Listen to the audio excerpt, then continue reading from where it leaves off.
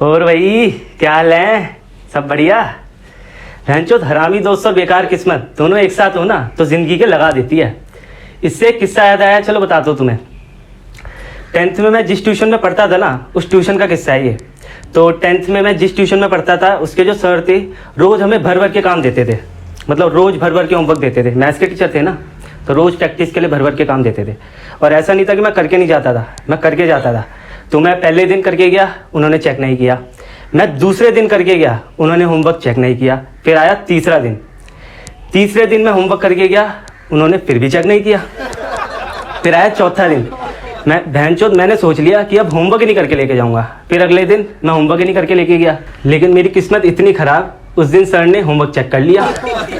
लेकिन हमारे सर का ना एक फंडा था, वो कभी भी किसी भी बच्चे का होमवर्क ना ऐसे क्वेश्चन बाय क्वेश्चन कभी भी चेक नहीं करते थे। वो सिर्फ ये चेक करते थे कि बच्चे ने कितने पन्ने भरे हैं। तो मैंने सर को अपना 3 दिन पहले का काम दिखा दिया। तो सर मेरे पन्ने पलटे जा रहे, कॉपी के पलटे जा रहे। वो खुश हो गए। वो इंग्लिश में मेरे को कहते, गुड जॉब रजत, ऐसे ही हार्ड वर्क करता रहा। मैं भी ऐसे, ओके सर। उसके बाद सर को भनक तक नहीं लगी, मैं बच गया। लेकिन मेरा एक दोस्त था बहुत हरामी, उसके पेट में ये बात नहीं टिकी। उसने सोचा था कि भाई मैं तो होमवर्क करके लाया हूँ लेकिन ये करके नहीं लाया, तो ये बच कैसे गया? क्योंकि हम दोस्तों का जितना भी पूरा ग्रुप था ना, हम सब में से सिर्फ वही दोस्त होमवर्क करके लाया था। उसकी जल गई। तो उसने क्या किया, मेरे को इनडायरेक्टली तो नहीं फंसाया लेकिन डायरेक्टली मेरे लगवा दिए। उसने क्या कहा, उसने जानबूझ के सर से कहा, सर मुझे एक क्वेश्चन में डाउट है, जबकि उसे कोई डाउट नहीं था। और उस टाइम क्या था, हमारे जो सर थे ना वो और भी बच्चों का होमवर्क चेक कर रहे थे, उन्हें भी समझा रहे थे। तो उसने, मेरे दोस्त ने सर को डाउट दिखाया, तो सर ने उसका डाउट लिया। लेकिन सर को ना जल्दबाजी में डाउट समझ नहीं आ रहा था। तो मेरे दोस्त ने जानबूझ के मुझे फंसाने के लिए बोला, सर रजत भी तो होमवर्क करके लाया है, उसकी कॉपी देख लो, आपको सॉल्यूशन याद आ जाएगा। जो सर ने मेरे को बोला, रजत बेटा कॉपी चेक कराइयो। मैं ऐसे करा रहा हूँ सर। फिर मैं लेके गया सर के पास। सर कह रहे बेटा क्वेश्चन का है। मैं फंस गया। तो सर पहचान गए, इसने मेरे को 3 दिन पहले का काम दिखाया। तो सर ने पकड़ लिया। फिर हम सब जितने भी सारे दोस्त होमवर्क नहीं करके लाए थे ना, सर ने उन्हें कहा, बेटा अभी बता दो, तुम्हें तो जो होमवर्क करके नहीं लाया ना सब पिटोगे। तो थोड़ी देर बाद ही ना सर को 10 मिनट के लिए कहीं बाहर जाना पड़ गया काम से। तो सर हमें 10 मिनट के लिए बोल के गए ट्यूशन से बाहर किसी काम से। और 10 मिनट में क्लास भी ओवर होने वाली थी। मैंने सोच लिया, चल यार जब तक सर आएंगे तब तक तो क्लास ही ओवर हो जाएगी, मैं बच जाऊंगा। लेकिन मेरी किस्मत उसमें भी खराब। सर 5 मिनट में वापस आ गए। फिर सर कह रहे जो होमवर्क करके नहीं लाया सब पिटने के लिए तैयार हो जाए। तो उस टाइम क्या था, 5 मिनट में क्लास ओवर होने वाली थी और हम सारे दोस्त ना एकदम एंड में बैठते थे, सारे लाइन से ऐसे कुर्सियों से। तो हम लास्ट चेयर पे बैठा था मैं उस दिन, एकदम एंड में। तो सर सबको मारने आए। तो मैंने कहा जब तक यार ये सब सारे दोस्त मेरे पिटेंगे तब तक तो यार क्लास ही ओवर हो जाएगी, मैं बच जाऊंगा, आज तो मेरा बचना पक्का है। लेकिन उसमें भी मेरी किस्मत इतनी खराब, मेरे ट्यूशन में ना एक लड़की थी भावना नाम की। उसके पता नहीं एकदम से क्या भाव जागे, तो उसने सर को बोला, सर आज उधर से स्टार्ट करो मारना। भैंचो, सर तो लड़कियों की बात टालेंगे नहीं। सर ने उधर से मारना चालू किया। अभी तक मुझे पता है पूरे 2 घूंसे पड़े थे और 2 दिन तक दर्द रहा था मेरे।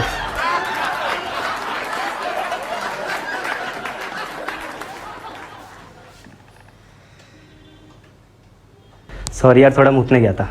थोड़ा गया मतलब पूरा ही मुतने गया था। एक बार का स्कूल का किस्सा याद आया, बताता हूँ तुम्हें। हमारे स्कूल में ना एक मैम थी, बहुत ही ब्यूटीफुल टीचर थी वो।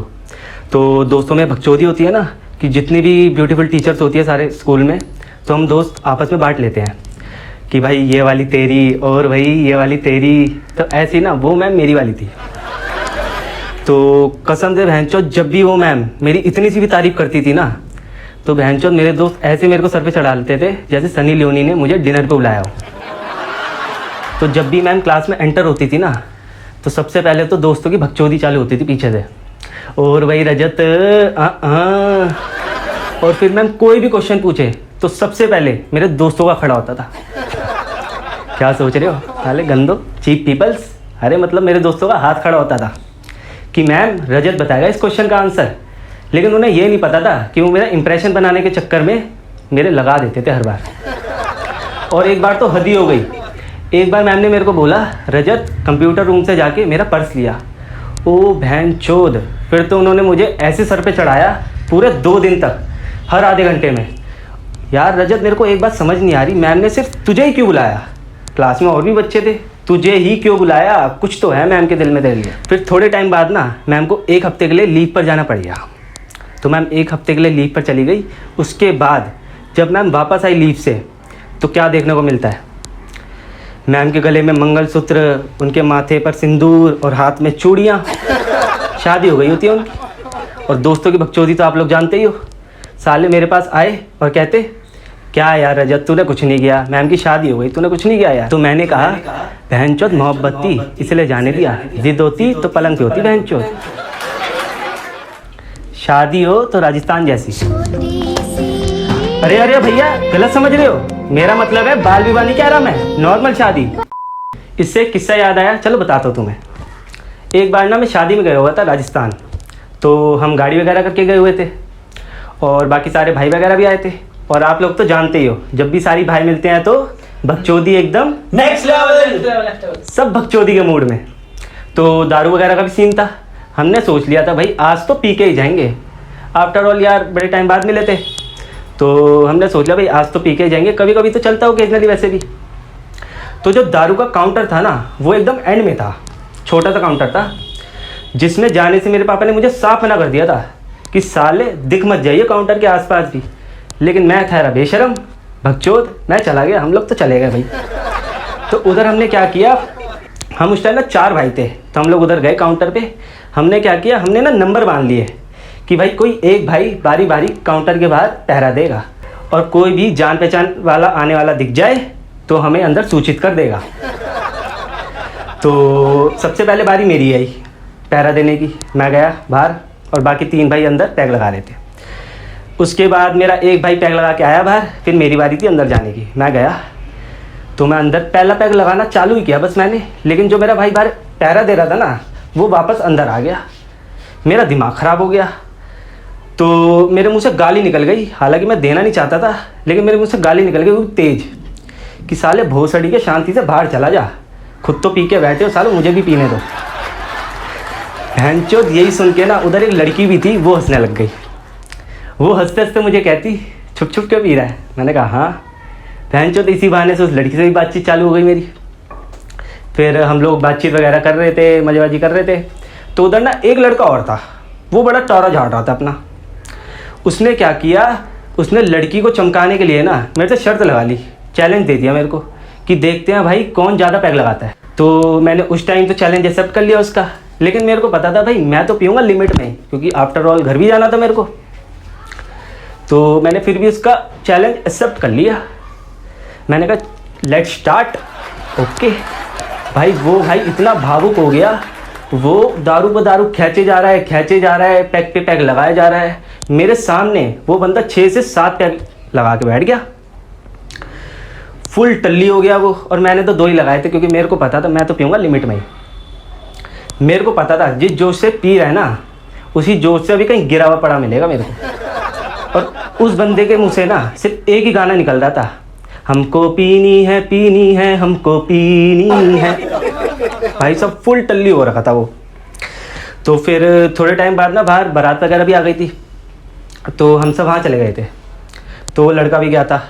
तो उस बैंड वाले के गले से उस लड़के ने ढोल निकाल लिया। मेरे को पता था ये कोई सीन करेगा। वो ढोल पे ढोल बजाया जा रहा है, मेरे को पता था अभी गिरने वाला है बस ये। तो वो बंदा बड़े उछल उछल के नाच रहा था। वो उछलते उछलते नाचते नाचते कीचड़ में गिर गया। उसके बाद भी उस बंदे को अकल नहीं आई, वो गाना गा रहा है, मैं गिरा ये जहाँ, मैं गिरा ये जहाँ। बहनचोद, ऐसा सीन था ना वो। उसके बाद हम लोग घर जाने के लिए निकल गए थे शादी वादी अटेंड करके। लेकिन घर जाते समय ना गाड़ी में मुझे भी थोड़ी चढ़ गई, मैं भी टल्ले हो गया थोड़ा सा। तो लेकिन मैंने सोच लिया था चल यार बस कैसे भी घर पहुंच जाऊं मैं, फिर तो मैं सो जाऊंगा तो घर वालों को पता नहीं चलेगा। लेकिन क्या हुआ, हम जैसे ही घर पहुंचे तो हमारी गाड़ी ना 7 सीटर थी। तो हमारी जो गाड़ी का ड्राइवर था ना, आगे के सारे बंदे तो उतर गए, मेरे चाचा वगैरह बैठे थे पीछे, तो ड्राइवर ने गेट खोला चाचा वगैरह के उतरने के लिए, लेकिन मैं था नशे में, मेरे को कुछ समझ नहीं आ रहा क्या करना है। मेरे चाचा उतरे भी नहीं, मैंने वापस गेट बंद कर दिया। ड्राइवर ने फिर गेट खोला, मैंने फिर गेट बंद कर दिया। चोट, मेरे को तो पता भी नहीं चला मैं क्या कर रहा हूँ। ये किस्सा ही मेरे चाचा ने बताया था मुझे, वो तो अच्छा है, बस पापा को पता नहीं चला, वरना तो बस आप लोग जानते हो क्या हो जाता मेरे साथ।